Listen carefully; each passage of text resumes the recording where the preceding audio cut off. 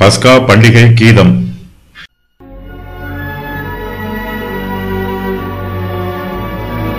சங்கீதம் 114.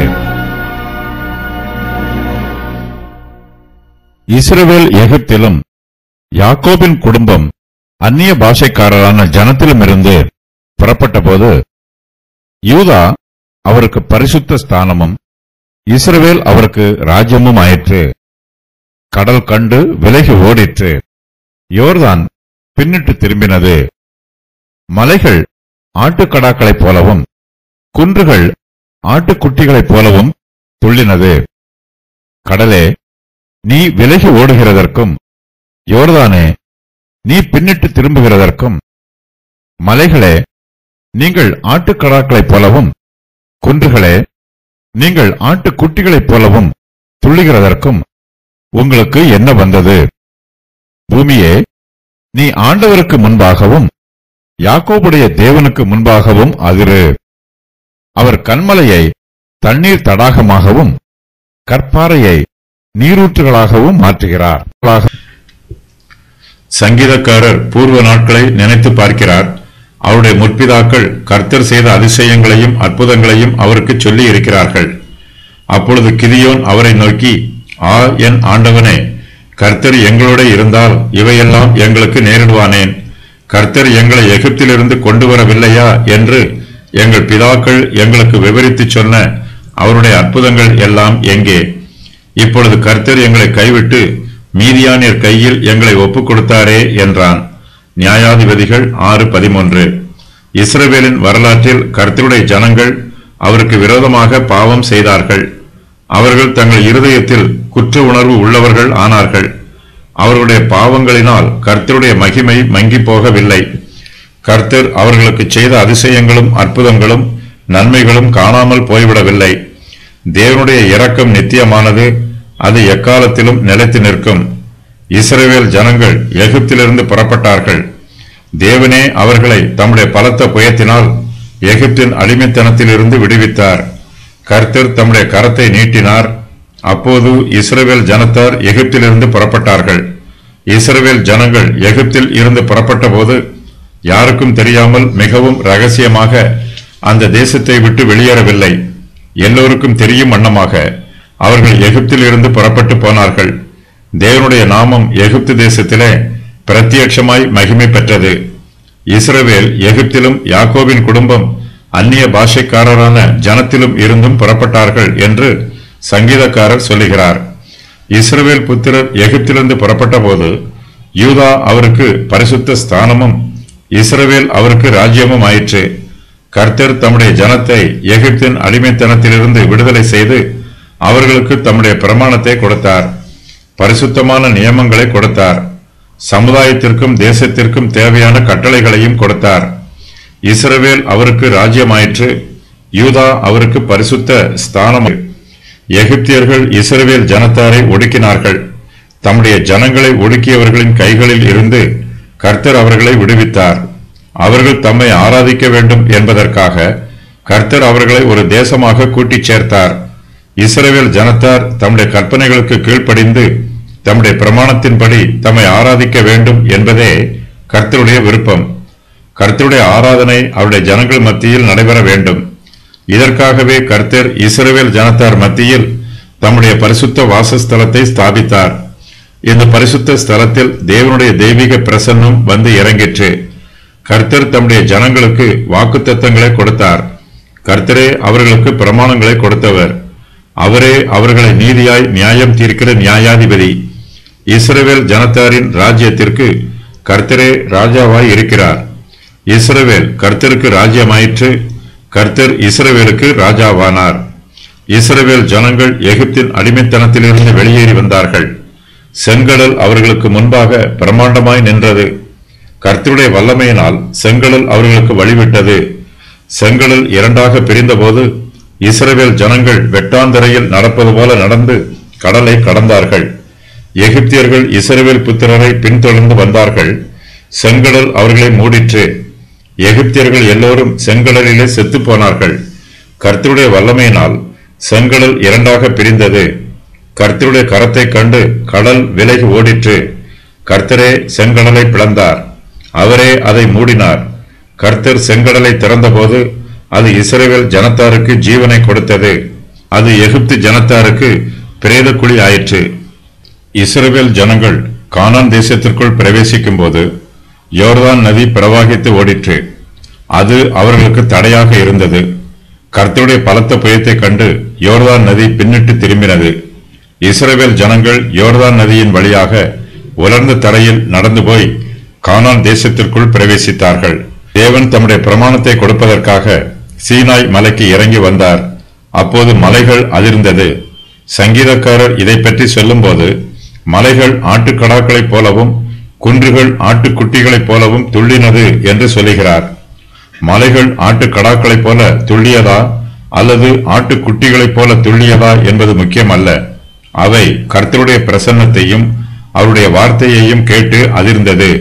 கர்த்தருடைய சத்தத்தை கேட்டு மலைகளும் குன்றுகளும் பயந்தது. கர்த்தர் இஸ்ரவேல் ஜனங்களுக்கு செய்த அதிசயங்களையும் அற்புதங்களையும் மிகுந்த ஆச்சரியத்தோடு சொல்லுகிறார்.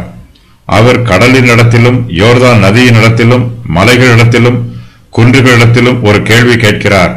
கடலே, நீ விலகி ஓடுகிறதற்கும், யோர்தானே, நீ பின்னிட்டு திரும்புகிறதற்கும், மலைகளே, நீங்கள் ஆட்டுக்கடாக்களைப் போலவும் குன்றுகளே, நீங்கள் ஆட்டுக்குட்டிகளைப் போலவும் துள்ளுகிறதற்கும் உங்களுக்கு என்ன வந்தது? கர்த்தருடைய பிரசன்னமே கடல் விலகி ஓடுவதற்கும் யோர்தான் பின்னிட்டு திரும்புவதற்கும் காரணம். கர்த்தருடைய வல்லமையே மலைகள் ஆட்டுக்கடாக்களைப் போலவும் குன்றுகள் ஆட்டுக்குட்டிகளைப் போலவும் துள்ளுவதற்கு காரணம். கடலும் யோர்தான் நதியும் மலைகளும் குன்றுகளும் இயற்கையின் வல்லமையினால் இந்த காரியங்களை செய்யவில்லை. இதற்கு இயற்கையான காரணம் எதுவும் இல்லை. கர்த்தருடைய பிரசன்னமே இதற்கு காரணம். கர்த்தர் தம்முடைய வார்த்தையை கொடுக்கிறார். கர்த்தருடைய வார்த்தைக்கு சகலமும் கீழ்ப்படுகிறது. கர்த்தர் சொல்ல கடல் விலகி ஓடுகிறது. அவர் சொல்ல யோர்தான் பின்னிட்டு திரும்புகிறது. கர்த்தர் சொல்லும் போது அவருடைய வார்த்தையின்படி சகலமும் ஆகும். இஸ்ரவேல் ஜனத்தார் கடலின் மீதும் யோர்தான் நதியின் மீதும் வெற்றி பெற வேண்டும். கர்த்தர் தம்முடைய பிள்ளைகளை மீட்பதற்கு சித்தமாய் இருக்கும்போது அவருடைய பலத்த கிரியைக்கு விரோதமாய் எந்த சக்தியாலும் எதிர்த்து நிற்க முடியாது. தேவனுடைய சித்தத்திற்கு விரோதமான செங்கடலும் இல்லை, யோர்தான் நதியும் இல்லை. செங்கடலின் ஆழம் அதிகமாக இருந்தாலும் அதன் அகலம் அதிகமாக இருந்தாலும் கர்த்தருடைய கிருபையும் சித்தமும் செங்கடலை விட ஆழமும் அகலமும் ஆனது. தேவனுக்கு ஏற்ற வேளை வரும்போது அவர் தமது ஜனங்களை ரட்சிக்கிறார். கர்த்தருடைய ரட்சிப்புக்கு எதிராக எப்படிப்பட்ட தடைகள் இருந்தாலும் அது விலகி ஓடிப்போகும் அல்லது அது பின்னிட்டு திரும்பும். கிறிஸ்துவானவர் இந்த உலகத்தில் தமது சபையை ஸ்தாபித்தார். சாத்தானும் அவனுடைய அந்தகார வல்லமைகளும் தேவனுடைய சபைக்கு விரோதமாய் எழும்பினார்கள். கர்த்தரோ பிசாசுகளை துரத்திவிட்டார். பலவிதமான வியாதிகளினால் உபத்திரவப்பட்டிருந்த அநேகரை இயேசு கிறிஸ்து சொஸ்தமாக்கி அநேகம் பிசாசுகளையும் துரத்திவிட்டார். அந்த பிசாசுகள் தம்மை அறிந்திருந்தபடியால் அவைகள் பேசுகிறதற்கு அவர் இடம் கொடுக்கவில்லை. மார்க்கு 1:34. புறஜாதியாருடைய மார்க்கங்களில் மந்திரங்கள் இருந்தாலும் குறி சொல்லுதல் இருந்தாலும் அவை இயேசு கிறிஸ்துவின் சுவிசேஷத்திற்கு முன்பாக பலனற்று போகும். கிறிஸ்துவானவருக்கு விரோதமாய் எந்த மந்திர சக்தியாலும் எதிர்த்து நிற்க முடியாது. மந்திரம் ஓதுதல் நின்று போகும். ஓதுகிறவர்கள் அதமாவார்கள். சுவிசேஷத்திற்கு விரோதமாக விக்கிரக ஆராதனையும் பில்லி சூனியங்களும் எதிர்த்து நிற்க முடியாது. சுவிசேஷத்தை எதிர்த்தவர்கள் எல்லோருமே தோற்று போனார்கள். கர்த்தருடைய பிள்ளைகளை உபத்திரப்படுத்தியவர்கள் எல்லோரும் காணாமல் போய்விட்டார்கள். இயேசு கிறிஸ்துவின் வருகையின் போது கிறிஸ்துவுக்கு விரோதமாக கிரியை செய்தவர்கள் எல்லோரும் மலைகளை பார்த்தும் குன்றுகளை பார்த்தும் தாங்களை ஒழித்துக் கொள்ளுமாறு புலம்புவார்கள். இதுவும் தேவனுடைய வல்லமையினால் உண்டாகும். கிறிஸ்துவின் சுவிசேஷத்தோடு அவருடைய வல்லமையும் சேர்ந்திருக்கிறது. சுவிசேஷம் பிரசங்கிக்கப்படுகிற இடத்தில் தேவனுடைய பிரசன்னம் இருக்கும். கர்த்தர் தம்முடைய கிருபையினால் நம்முடைய இருதயத்திற்குள் கிரியை செய்கிறார். நம்முடைய ஆத்மாவை மறுஜென்மமாக்குகிறார். நம்முடைய ஆத்மாவில் இதுவரையிலும் குடிகொண்டிருந்த அசுத்தங்களும் வேசித்தனங்களும் நம்மை விட்டு நீங்கி போகிறது. இயேசு கிறிஸ்து நமக்குள் வரும்போது நம்மிடத்தில் உள்ள பழையவைகள் எல்லாம் ஒழிந்து போகும். நமக்குள் எல்லாம் புதிதாகும். இது நம்முடைய சுய பக்தியினாலோ சுய நீதியினாலோ நடைபெறுகிற காரியம் அல்ல. தேவனுடைய ஆவியானவரின் பிரசன்னத்தினாலும் அவருடைய வல்லமையினாலும் நம்முடைய ஆவியும் ஆத்மாவும் புதுப்பிக்கப்படுகிறது. நமக்குள் மறுஜென்ம அனுபவம் உண்டாகிறது. நாங்கள் மாம்சத்தில் நடக்கிறவர்களாயிருந்தும் மாம்சத்தின்படி போர் செய்கிறவர்கள் அல்ல. எங்களுடைய போராயுதங்கள் மாம்சத்திற்கு ஏற்றவைகளாயிராமல் அரண்களை நிர்மூலமாக்கிறதற்கு தேவ பலம் உள்ளவைகளாயிருக்கிறது. அவைகளால் நாங்கள் தர்க்கங்களையும் தேவனை அறிகிற அறிவுக்கு விரோதமாய் எழும்புகிற எல்லா மேட்டிமையையும் நிர்மூலமாக்கி எந்த எண்ணத்தையும் கிறிஸ்துவுக்கு கீழ்ப்படிய சிறைப்படுத்துகிறவர்களாய் இருக்கிறோம். 2 கொரிந்தியர் 10:3-5 வரை. கர்த்தருடைய வார்த்தையை கேட்டு மலைகள் ஆட்டுக்கடாக்களைப் போலவும் குன்றுகள் ஆட்டுக்குட்டிகளைப் போலவும் துள்ளும். கர்த்தருடைய சத்தத்தை கேட்டு அவை பயப்படும். கர்த்தருடைய பிரசன்னம் இருக்கும் இடத்தில் அவருடைய வல்லமையும் இருக்கும். கர்த்தருடைய பிரசன்னத்திற்கும் அவருடைய வல்லமைக்கும் விரோதமாக மலைகளாலும் குன்றுகளாலும் எதிர்த்து நிற்க முடியாது. மலைகளைப் போலவே தேவனுடைய பிரசன்னத்திற்கு முன்பாக பூமியாலும் அமைதியாய் இருக்க முடியாது. பூமியே, நீ ஆண்டவருக்கு முன்பாகவும் யாக்கோபுடைய தேவனுக்கு முன்பாகவும் அதிரு என்று சங்கீதக்காரர் சொல்லுகிறார். இஸ்ரவேல் ஜனங்கள் வனாந்திரத்தில் பிரயாணம் பண்ணுகிறார்கள். கர்த்தரோ அவர்களுக்கு கல்மலையில் இருந்து தண்ணீரை தருகிறார். அவர்கள் அவாந்தரமான வழியில் சென்றாலும் கர்த்தருடைய பிரசன்னம் அவர்களோடு கூட இருக்கிறது. அவர்கள் பிரயாணம் பண்ணுகிற வனாந்தரம் தண்ணீரற்ற பூமியாக இருந்தாலும் கல்மலையை தண்ணீர் தடாகமாக மாற்றுகிற கர்த்தருடைய வல்லமை அவர்களோடு கூட இருக்கிறது. கர்த்தர் தண்ணீரை மதிலாக மாற்றுகிறவர். இஸ்ரவேல் புத்திரர் சமுத்திரத்தின் நடுவாக வெட்டான் தரையிலே நடந்து போனார்கள். அவர்கள் வலதுபுறத்திலும் அவர்கள் இடதுபுறத்திலும் ஜலம் அவர்களுக்கு மதிலாக நின்றது. யாத்திராகமம் 14:22. இந்த மதில் கற்பாறையைப் போல உறுதியாக இருக்கும். அதே கர்த்தர் தம்முடைய வல்லமையினால் கற்பாறையை தண்ணீராகவும் மாற்றுகிறார். கர்த்தரால் எல்லாம் செய்ய முடியும். அவரால் கூடாத காரியம் ஒன்றுமில்லை. கர்த்தர் எதை செய்தாலும் அதை அவர்களுடைய நன்மைக்காகவே செய்கிறார். கர்த்தர் கல்மலையை தண்ணீர் தடாகமாக மாற்றுகிறார். கர்த்தர் அவர்களை பாதுகாக்கிறார். அவர்களை பாதுகாக்கிற கர்த்தர் அவர்களை பறிக்கவும் செய்கிறார். கர்த்தர் தம்முடைய ஜனங்களுக்காக அற்புதங்களையும் அதிசயங்களையும் நடப்பிக்கிறார். தேவனாகிய கர்த்தர் யோர்தான் நதியை தரித்து நிற்கச் செய்கிறார். அதே கர்த்தர் கற்பாறையை ஓடுகிற நீரூற்றுகளாக மாற்றுகிறார்.